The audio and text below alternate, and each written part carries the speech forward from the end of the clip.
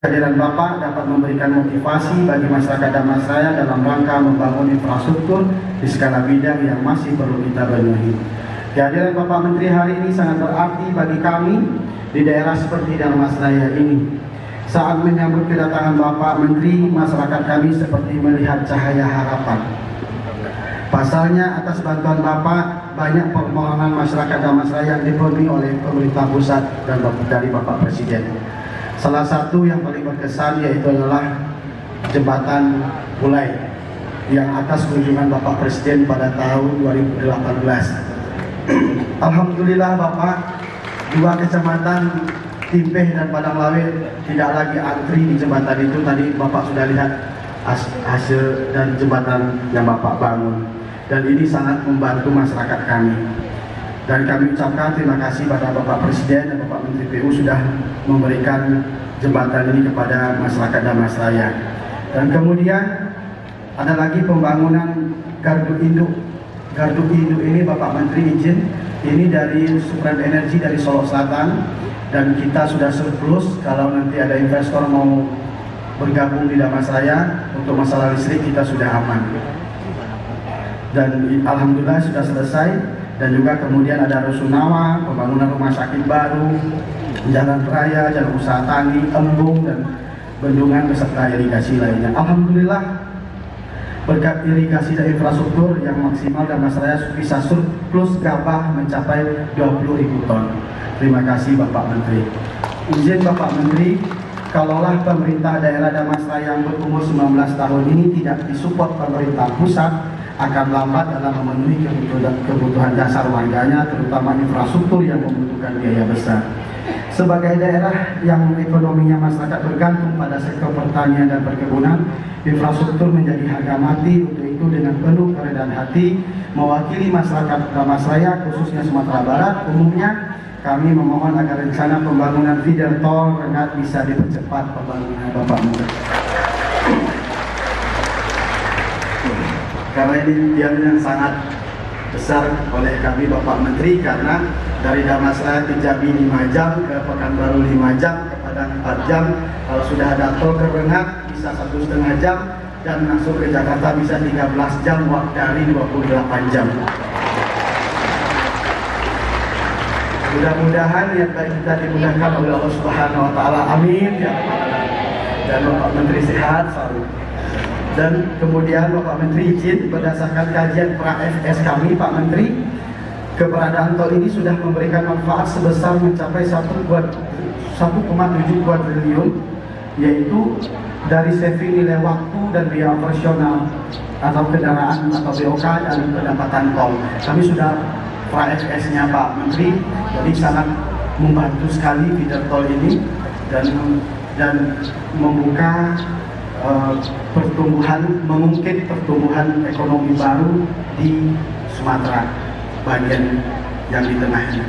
Maka kita tidak maju sendiri aja Pak Menteri, karena ada Solo Selatan, Pesisir Selatan, Sijunjung, dan Solo.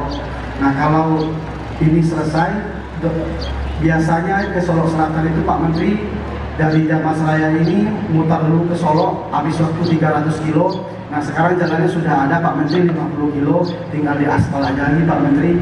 Dari biasanya 4 jam menjadi 1 jam saja.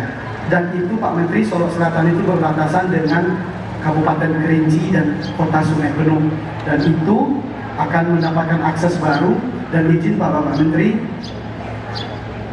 Bank BRI Kecamatan Sungai Rumah itu Pak Menteri, unitnya hari ini itu putaran uangnya lebih besar dari kota Padang Panjang, karena akses perekonomian masyarakat itu menjual tanamannya, pertaniannya itu di Sungai Rumbai dan uangnya dititip di sana. Maka pertumbuhan perbankan di Sumatera Barat itu melihat dari Bank BRI Nagari Sungai Rumbai Pak Menteri, dan itu aksesnya sudah terbuka dan tinggal pengaspalan aja lagi Bapak Menteri.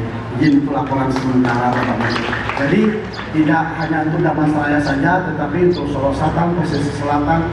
Jadi biasanya kami ke Solo Selatan bisa 12 jam Pak Menteri. Kalau sudah ada jalan dari Damastraya Solo Selatan ke Pesisir Selatan, maksimal nanti 3 jam. dan itu bisa langsung kami ke pantai karena jauh sekali dari pantai sini Bapak Menteri. Kemudian dalam hari ini Bapak Menteri izin feeder tol ini akan mengungkit sekitar 80% perekonomian yang berasal dari perkebunan dan pertanian. Mudah-mudahan ini menjadi penyemangat bagi kami Bapak Menteri, dan sesuai arahan Bapak Presiden bagaimana memberikan kenyamanan pada masyarakat berinvestasi, masyarakat kita bisa hidup dengan mengutamakan produk-produk dalam daerah. Dan alhamdulillah juga Bapak Menteri dalam pertemuan yang baik ini juga saya sampaikan kepada Bapak Menteri untuk masalah Masjid Agung.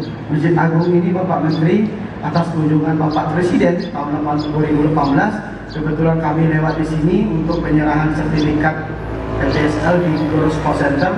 Kami lewat satu mobil dengan Bapak Presiden, saya sampaikan Bapak Menteri, izin Bapak saya mau buat masjid tapi tanahnya nggak ada, ini tanahnya pemerintah pusat, bolehkah kami minta Bapak Presiden? Boleh. Alhamdulillah Bapak Menteri, Bapak Presiden memberikan tanah ini, kami tidak beli. Kalau dibeli ini Bapak Menteri 52 miliar, kami nggak ada uang. Alhamdulillah Bapak Presiden memberikan tanah ini Bapak Menteri. Dan kami ucapkan kepada Bapak, tolong sampaikan salam hormat kami, masjid kami sudah selesai. Kami mohon juga dikunjungi oleh Bapak Presiden tentunya. Dan kemudian masjid ini didanai oleh APBD sebanyak 103 miliar dengan anggaran 3 kali penganggaran multi-years, dan alhamdulillah Bapak ini sudah selesai. Ini saya mau ceritakan semuanya ada 4 Bapak. Taujunan ampe, taujunan ampe, kata mendaki, lereng, mendatang, menurun, dan kita Injil pun sahabat Nabi ada 4, dan semuanya ada 4 Bapak Menteri. Dan ini masjid ini seperti orang sujud. Tujuannya adalah kalau kita di hadapan Allah merendah serendah-rendahnya, dan ini mewujudkan masjid ini seperti orang sujud. Dan ini kita lambangkan dengan adatnya, dengan kehidupan kita sehari-hari, dan berurusan dengan Allah Subhanahu wa Ta'ala. Dan ini sangat penuh makna Bapak Menteri. Dan juga menaranya sebenarnya ada 4 Bapak Menteri, tapi 2 baru selesai karena uangnya belum cukup Bapak. Jadi mudah-mudahan ini bisa selesai, dan kami alhamdulillah di dalamnya sudah selesai Bapak. Ini langsung bisa kita gunakan untuk sholat 5 waktu dan kegiatan-kegiatan ibadah lainnya. Dan kemudian dalam kesempatan ini saya jelaskan tadi Bapak ada 4 yang disampaikan. Dan kemudian di sini Damas Raya ini ada 4 raja juga Bapak Menteri. Dan kemudian ada tentang adat namanya Bapak Menteri, adat Nang Ampe terdiri dari adat Nang Sabana adat Nang diadatkan, adat Nang teradat, dan adat istiadat. Nah ini semuanya adat bersali sarak, sarak bersali kitabullah. Dan insya Allah Bapak Menteri di sebelah masjid kita ini sudah link clearing. Kami sudah zoom juga dengan Ibu Dirjen Cipta Karya, dan ingin membangun rumah gadang terbesar di Sumatera Barat, dan kita implementasikan di Damas Raya Bapak Menteri. Mudah-mudahan ini bisa berjalan dengan sukses, dan ini kalau bisa Bapak Menteri membantu, dan insya Allah nanti paling lambat kita 2024 kita bisa mengundang Bapak Presiden untuk datang ke sini dan melihat candi dan Masjid Agung dan pembangunan lainnya Bapak Menteri. Dan sekarang lagi berlanjut pembangunan pembangkit listrik tenaga mikrohidro di Bendungan Batanghari Bapak Menteri.